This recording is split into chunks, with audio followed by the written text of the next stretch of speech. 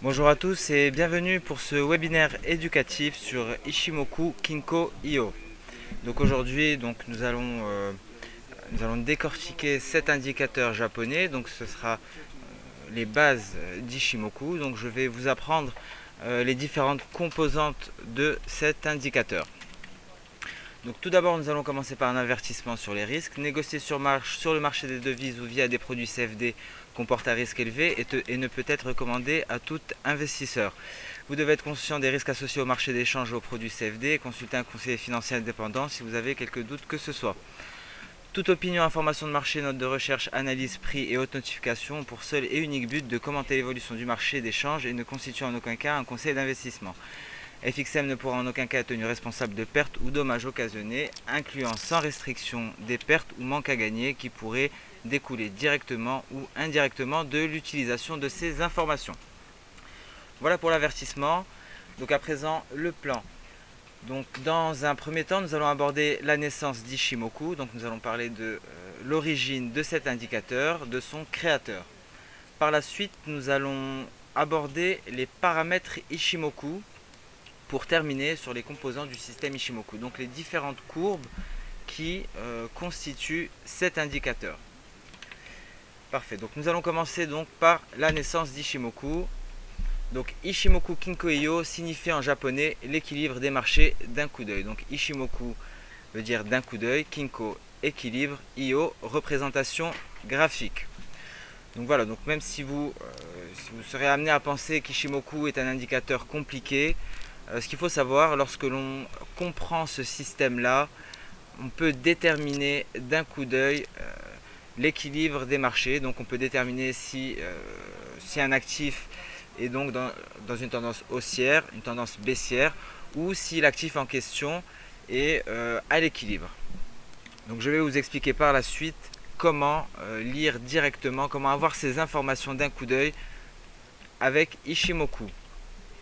Donc son créateur est Goichi Hosoda, donc un journaliste japonais pour Capital Newspaper qui pendant plus de 20 ans de recherche a mobilisé près de 20 étudiants en mathématiques pour backtester des données et manuellement. Effectivement, donc à l'époque il n'y avait pas d'ordinateur, donc ces recherches avaient pour but de compléter la lecture des chandeliers japonais. Donc Goichi Hosoda estimait qu'il lui manquait des informations. Il ne traitait essentiellement qu'avec les chandeliers japonais, il avait besoin d'un complément d'informations.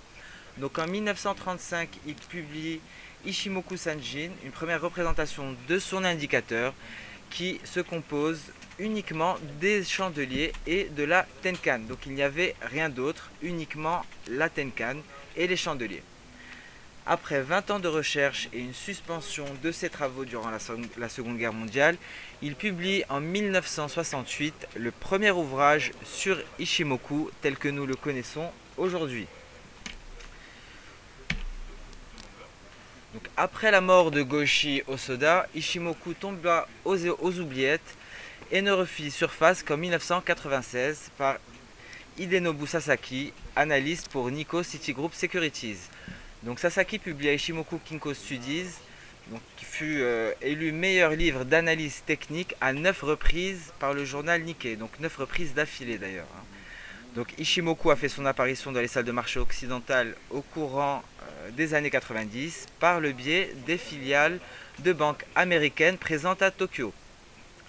De nos jours, Ishimoku a largement sa place dans un grand nombre de salles de marché à travers le monde. Donc voilà pour l'histoire d'Ishimoku, sa naissance, comment est né cet indicateur qui est de plus en plus demandé par les traders professionnels ou particuliers.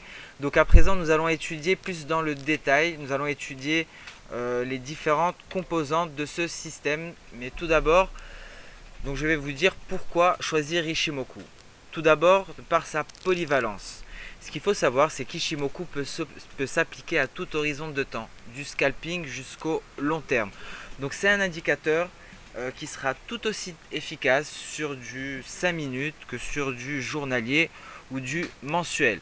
Donc bien entendu, voilà, le mieux lorsque l'on découvre un actif, c'est tout d'abord de faire une première analyse sur du mensuel. Donc ça, j'en parlerai un peu plus tard. Mais voilà, donc, ça c'était une petite parenthèse. Ce qu'il faut retenir, c'est que Ishimoku est polyvalent, donc il peut s'appliquer à tout horizon de temps. Donc voilà pour exemple, voilà pour illustrer mes propos. Vous avez ici donc trois graphiques du CAC 40, donc du FRA 40, un en mensuel, un second en journalier et un troisième en 4 heures. Donc ici donc vous pouvez voir le fameux nuage ainsi que les différentes courbes qui composent cet indicateur. Donc vous avez la Tenkan, la Kijun, la lagging span et le nuage. Donc voilà, donc Ishimoku est efficace sur toutes les unités de temps. Pourquoi choisir Ishimoku? Donc son autosuffisance. Donc Ishimoku se suffit à lui-même. C'est le seul indicateur à donner à la fois un signal et une validation de signal. Celui-ci peut tout de même être combiné à un oscillateur. Voilà. Donc, ce qu'il faut savoir, ce qu'il faut retenir, c'est que Ishimoku va donc donner un signal. Il y a plusieurs types de signal. Donc par exemple, un signal serait une cassure de la Kijun par les prix. Donc là, c'est un signal. Et donc Ishimoku va nous donner directement validation de ce signal. Comment va-t-on valider son signal de par Ishimoku? Tout simplement grâce à un exemple de validation, grâce à la lagging span. Donc lorsque la lagging span est dégagée, lorsqu'elle a le champ libre devant elle, donc elle valide le signal. Ici par exemple nous avons une sortie des prix, une sortie du nuage par les prix. Donc là c'est un premier signal. Nous allons attendre la validation, donc nous allons attendre que la lagging span sorte du nuage, car effectivement la lagging span pourrait buter ici sur ce point là et refuser de traverser le nuage. Dans ce cas là la lagging span donc ferait demi-tour et là donc on aurait un signal qui aurait été invalidé. Donc là c'est validation du signal par la lagging span. Voilà pour l'exemple. Par contre, ce qu'il faut noter, c'est qu'il y a ici une droite de tendance. Donc cette droite de tendance sera un obstacle pour la lagging span. Donc là, effectivement, donc nous avons une petite marge. Donc il y a possibilité d'entrer en position ici pour un take profit à ce niveau-là à peu près. Donc voilà pour l'autosuffisance. Donc troisième point, sa simplicité. Donc Ishimoku permet une lecture rapide, donc d'un coup d'œil, mais fournira aussi des niveaux majeurs de support et de résistance. Donc voilà, comme ici vous pouvez le voir, vous avez ici un support qui aura été donné par Ishimoku. On peut avoir également les niveaux de résistance de la même manière. Donc ces niveaux de résistance peuvent être donnés par les différentes courbes, peuvent être donnés par le nuage. Donc ici on peut voir ce support également. Donc voilà, donc Ishimoku va vous donner énormément d'informations, mais va vous donner également des niveaux de support et de résistance. Donc Ishimoku va également être un outil extrêmement utile pour votre money management. Donc ça sera extrêmement utile pour placer vos take profit et vos stop loss. Donc voilà pour la simplicité. Donc à présent, nous allons aborder les paramètres Ishimoku et je vais vous expliquer pourquoi il ne faut pas modifier justement ces paramètres par défaut. Donc tout d'abord, nous allons commencer par le premier paramètre, le 9. Donc le 9 correspond à une semaine et demie de séance de trading au Japon. Donc au Japon, les semaines sont des semaines de 6 jours. Donc voilà pour le 9, le premier paramètre. Second paramètre, le 26. Donc le 26 correspond au nombre de séances de trading dans un mois. Donc 4 semaines de 6 jours. Ensuite, nous avons le 52 qui va correspondre donc à 2 mois de séances de trading. Donc voilà pour les 3 paramètres Ishimoku. Ce qu'il faut savoir, c'est que tous les professionnels qui tradent avec Ishimoku ne modifient pas, que je sache, ces paramètres. Donc il faut impérativement les garder et éviter de les modifier. Donc comme je vous l'ai expliqué en début de webinaire, c'est 20 ans de travaux. Donc voilà, donc si ces paramètres ont été choisis, ce n'est pas pour rien. Il y a énormément de boulot derrière, donc voilà. Donc en plus de ça, mieux vaut avoir les mêmes armes que les professionnels au lieu d'essayer donc de modifier Ishimoku. Gardez déjà ces paramètres, voyez ce que ça donne. Ensuite vous avez la possibilité éventuellement de combiner Ishimoku avec d'autres indicateurs, pourquoi pas. Donc je vais vous donner un exemple, hein. Moi personnellement, j'ai un exemple à vous donner pour scalper avec Ishimoku, donc une combinaison d'Ishimoku et des bandes de Bollinger. Donc je vous en parlerai à la fin. Donc ça, ce sera plus, on verra ça plus dans le détail lors de la seconde partie qui aura lieu la semaine prochaine, où on se focalisera essentiellement sur le trading avec Ishimoku. Donc là, c'est plus une partie théorie pour les débutants, pour apprendre cet indicateur, pour le découvrir tout simplement. Donc voilà pour les paramètres Ishimoku. Ensuite, nous allons passer aux composants du système Ishimoku. Donc tout d'abord, la Tenkan. La Tenkan, donc nous allons parler de son calcul. Donc la Tenkan représente la moyenne du plus haut et du plus bas sur les 9 dernières périodes. Donc je m'explique, sur 9 périodes, tout simplement, vous allez prendre le plus haut atteint par les cours, vous allez prendre le plus bas, vous allez les additionner et diviser par 2, tout simplement.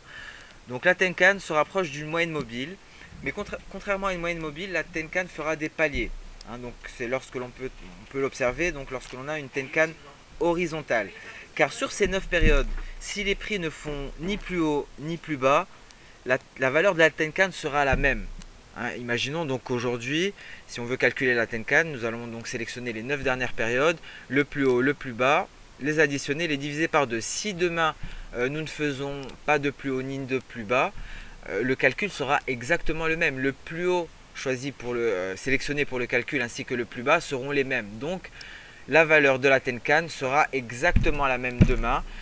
Du coup, nous aurons donc une droite horizontale. Donc voilà pour l'explication. Donc la Tenkan étant sur les 9 dernières périodes représente l'équilibre de court terme. Donc dans ce cas-là, la Tenkan sera un niveau de support ou de résistance à ne pas négliger bien entendu. Donc voilà pour la Tenkan. Voilà graphiquement, la Tenkan sera extrêmement proche des prix étant donné qu'elle est calculée sur 9 périodes. Nous allons parler à présent de la Kijun et nous allons voir pourquoi la Kijun sera un peu plus éloignée des prix contrairement à la Tenkan. Donc la Kijun, elle représente la moyenne du plus haut et du plus bas sur les 26 dernières périodes. Donc c'est la première droite d'importance du système. Donc comme la Tenkan, la Kijun peut former des paliers qui seront cependant beaucoup plus forts, hein, car ces paliers, car la Kijun prend en compte 26 périodes. Donc effectivement, lorsque l'on aura une Kijun horizontale, ça aura beaucoup plus d'impact. Donc ce sera donc une droite que l'on va surveiller de près, beaucoup plus que la Tenkan. Hein. Donc voilà, donc ces paliers sont l'équivalent du niveau de retracement de 50% de Fibonacci. Étant calculé sur les 26 dernières périodes, la Kijun représente l'équilibre de moyen terme. Donc ce qu'il faut savoir également, ça c'est très important et ça peut être très utile pour les scalpers. Donc les prix auront tendance à être attirés par la Kijun, donc ce que l'on appelle le retour à la moyenne. Elle va agir comme un aimant sur eux. Donc un retour des prix vers la Kijun peut être un bon point d'entrée avec la Kijun comme take profit. Une cassure de la Kijun par les prix est un signal extrêmement fort. Donc voilà, ça peut vous donner des idées de trading pour ceux qui souhaitent éventuellement scalper. Donc imaginons une configuration toute simple, hein. Vous avez un écartement, vous avez des prix qui s'éloignent de leur Kijun. Donc vous pouvez vous attendre, c'est pratiquement sûr, hein, c'est mathématique, vous pouvez vous attendre à un retour des prix sur la Kijun. Et donc ça peut être une opportunité de trading pour les scalpers éventuellement, donc jouer ce retour à la moyenne. Voilà pour la Kijun. Graphiquement, voilà ce que ça donne. Donc comme vous pouvez le remarquer, la Kijun donc sera moins proche des prix, hein, étant donné qu'elle prend en compte 26 périodes, alors que la Tenkan prend en compte 9 périodes. Donc voilà pour la Kijun. Donc voilà, je peux illustrer ici, on peut le voir, hein, tout simplement ce retour à la moyenne. Par exemple ici nous avons des prix qui vont s'éloigner de la Kijun et ensuite le retour à la moyenne. Les prix vont revenir sur la Kijun et vont même la tester. Donc voilà, donc là par exemple un ordre à la vente ici serait donc judicieux et un take profit à ce niveau là. Donc pour les scalpers, tout simplement activer le trading en un clic. ce qui vous évite toute perte de temps. Et là, il aurait suffi de shorter, et dès que les prix se rapprochent de la Kijun, pas la peine d'attendre que les prix touchent la Kijun, mais dès que les prix sont suffisamment proches, vous pouvez clôturer votre position. Bien entendu, il va falloir dans ce cas-là mettre de gros volumes, hein. Donc les scalpeurs en général, pour scalper, il faut être sur de gros volumes pour pouvoir donc retirer de bons bénéfices. Donc voilà pour la Kijun graphiquement. Nous allons parler à présent du nuage, le Senkou Span, la Senkou Span et la Senkou Span A et la Senkou Span B vont former ce nuage. Donc le nuage va être représenté par l'écart entre la SSA et la SSB. Lorsque la SSA est supérieure à la SSB, nous aurons donc un nuage bleu. Lorsque la SSA est inférieure à la SSB, nous aurons un nuage rouge. Donc la SSA est la moyenne de la Tenkan et de la Kijun projetée 26 périodes dans le futur. La SSB, quant à elle, est la moyenne du plus haut et du plus bas sur les 52 dernières périodes projetées sur 26 périodes dans le futur. Donc voilà la particularité d'Ichimoku, c'est justement ce nuage et cette notion de futur. Donc nous allons projeter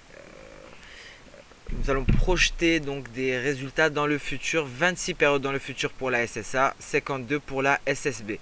Donc lorsque la SSA et la SSB se croisent, cela forme ce que l'on appelle un twist de nuage. Donc ces twists également vont donner des indications extrêmement précieuses. Il faut savoir que les prix et la lagging span auront tendance à traverser le nuage plus aisément à travers ces twists justement. Le nuage a tendance à freiner les prix dans leur progression. Donc voilà, donc les twists quant à eux, par définition, donc ne freineront pas les prix étant donné que il n'y aura pas de nuages à ces niveaux-là. Donc les prix auront tendance à passer justement par ces twists. Et il faut savoir qu'en tendance, un twist justement indique un essoufflement qui aboutira souvent à une période de range. Donc vu que je parle des ranges, donc ce qu'il faut savoir c'est qu'il y a plusieurs avis concernant le trading lorsque les prix sont en range avec Ichimoku. Donc certains diront qu'il ne faut pas trader lorsque les prix sont en range, il ne faut pas trader avec Ichimoku car les prix sont à l'équilibre. D'autres au contraire profiteront de ces configurations là pour trader. Donc voilà, donc ça dépend de vous, à vous de faire des essais en démonstration. Les comptes de démonstration sont faits pour ça, justement pour que vous puissiez tester les indicateurs. Donc n'hésitez pas à créer un nouveau compte de démonstration sur le site fxm.fr et à faire des tests. Testez donc sur différents actifs, sur différentes unités de temps. Testez Ichimoku, vous voyez sur quelle configuration vous avez les meilleurs résultats. Donc il n'y a pas de règle, il faut essayer et donc il faut adapter votre trading à votre profil. Donc voilà, donc ça je l'ai déjà dit, les méthodes de trading avec Ichimoku peuvent varier d'un trader à l'autre.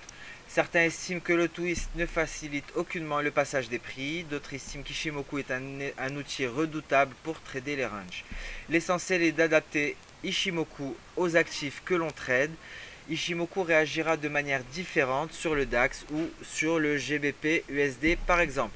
Donc plus bas un graphique, il me semble que c'est un graphique du GBP USD d'ailleurs. Donc un graphique pour vous montrer justement un passage des prix par un twist. Donc voilà. Bon, effectivement les prix n'ont eu aucune difficulté ici à traverser le nuage. Mais bon, vous le verrez d'expérience. C'est très fréquent, les prix ont vraiment du mal à traverser le nuage. Le nuage agit comme un frein. Donc il est très fréquent de voir des prix qui refusent de traverser le nuage et qui font demi-tour. Même chose pour la lagging span, hein. La lagging span également aura plus de facilité à traverser le nuage par un twist qu'à traverser un nuage épais. Donc nous allons parler à présent de la lagging span que l'on appelle, qui est considérée comme la mémoire de marché. Donc la lagging span est également considérée comme le filtre du système Ichimoku. Elle permet de donner validation des signaux. Alors pourquoi la lagging span est considérée comme un filtre, comme le filtre du système Ichimoku? Car la lagging span va donc filtrer les signaux qui seront donnés par les prix justement. et donc va valider ces signaux-là. C'est pour cela que la lagging span est considérée comme le filtre du système. La lagging span est la mémoire de marché. Elle représente les prix de clôture décalés de 26 périodes dans le passé. Donc j'insiste sur le fait qu'elle représente les prix de clôture. Effectivement, les mèches ne sont pas représentées sur la lagging span. Donc la lagging span aura tendance à interagir avec tout ce qui l'entoure. Donc voilà, n'importe quelle droite du système, les prix également pourront être un frein à la lagging span, pourront barrer la route à la lagging span. Donc la validation a lieu lorsque la lagging span a le champ libre. Donc une trendline également sera un obstacle pour la lagging span. Donc voilà, donc j'insiste là-dessus. Pour validation d'un signal donné par exemple par une cassure de la kit jaune par les prix, attendez d'avoir une lagging span dégagée pour entrer en position. Donc voilà pourquoi Ishimoku se suffit à lui-même, effectivement. Vous aurez donc un signal et validation du signal. Donc voilà un exemple.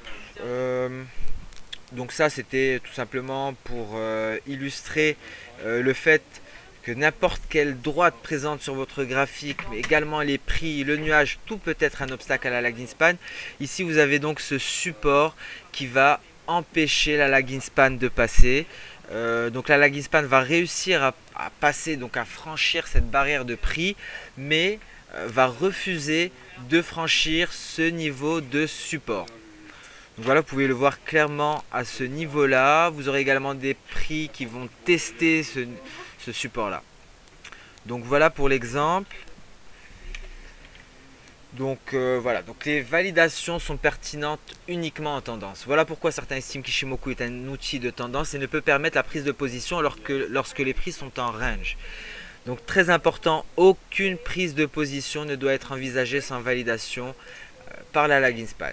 Donc Ishimoku, pour résumer, si vous avez bien compris, permet de déterminer la tendance, les niveaux de support et de résistance, tout en donnant un signal avec validation, autosuffisance, le tout d'un coup d'œil, simplicité, et cela, quelle que soit l'unité de temps, polyvalence. Donc voilà pour cette présentation Ishimoku. Donc est-ce que vous avez des questions éventuellement? N'hésitez pas à m'envoyer un email si vous avez des questions par la suite. Donc raboutika@fxcm.fr. Donc je vais vous écrire mon adresse mail sur le chat.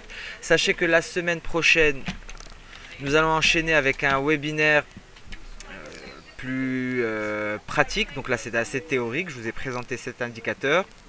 La semaine prochaine, nous allons parler uniquement de trading. Donc nous allons déjà voir comment aborder, donc quelles sont les étapes lorsque vous lancez votre plateforme, lorsque vous mettez Ishimoku sur un graphique. Donc nous allons voir de A à Z comment vous allez donc faire votre analyse et comment vous allez donc gérer votre prise de position. Donc ça je vais en parler la semaine prochaine. Déjà je vais vous montrer ma configuration. Donc je vais vous montrer comment mettre en place Ishimoku sur 3 unités de temps pour un même actif. Donc par exemple nous allons je vais parler du DAX essentiellement pour mes exemples. Donc ça sera sur 3 unités de temps. Je vais vous montrer donc comment faire votre analyse sur quelle unité de temps et ensuite comment passer à la gestion de position donc au trading. Donc voilà, donc ça sera la semaine prochaine. J'espère que j'ai été assez clair concernant cette présentation théorique. Donc voilà, rien de sorcier, c'est assez simple, il suffit juste de maîtriser un peu toutes ces courbes. Il faut également observer les graphiques. Donc moi ce que je propose la plupart du temps, c'est d'aller sur des graphiques de très court terme pour voir comment réagit la lagging span. Donc sur du très court terme, vous pouvez voir la lagging span refuser par exemple de traverser une bougie rouge enfin bref. Donc là ça vous permettra donc de comprendre plein de choses, ça vous permettra de comprendre notamment pourquoi il ne faut pas pourquoi un signal n'est pas valide tant qu'on n'a pas clôture de la bougie. Donc ça c'est très important. Par exemple lorsque vous avez une sortie de nuage par les prix, il faut attendre clôture de la bougie. Donc c'est très fréquent ensuite de voir la bougie faire une mèche et revenir dans le nuage. Donc ça vous pourrez le comprendre en observant des graphiques sur du très court terme. Donc ça c'est très important, toujours d'observer, d'habituer votre œil à un actif. Donc ça c'est un conseil que je peux vous donner. Donc voilà, ce webinaire touche à sa fin, j'espère que j'ai été assez clair. Donc dans tous les cas, n'hésitez pas à m'envoyer un email si vous avez des questions. Donc là parfait, donc je vois que j'ai des commentaires sur le chat. Donc j'ai Spirit Trader qui me dit bonsoir, le Chico réagit bien aussi avec les bandes de Bollinger et la moyenne mobile 200 ou 50. Donc effectivement, donc il y a plein de choses à faire avec Ishimoku. Moi personnellement actuellement je suis sur, je garde le nuage, essentiellement le nuage. Et je mets des bandes de Bollinger sur du très court terme pour du scalping. Donc ça c'est bon, c'est très efficace, hein. Nous avons essayé cela avec Sylvain ces derniers temps. Ça marche plutôt bien pour scalper. Nous l'avons fait sur le DAX notamment. Ça a très bien marché. Donc ça je vous en parlerai la semaine prochaine justement, hein. Je vous montrerai un petit exemple. Donc on essaiera pourquoi pas de scalper le DAX en direct la semaine prochaine. Avec cette combinaison là, donc avec le nuage d'Ishimoku ainsi que les bandes de Bollinger. Donc voilà, donc ça sera pour la semaine prochaine. N'hésitez pas à m'envoyer vos questions sur mon adresse mail raboutika@fxm.fr ou vous pouvez m'appeler directement au téléphone. Donc voilà, sur ce, je vous souhaite une excellente soirée et je vous dis à très bientôt. Au revoir.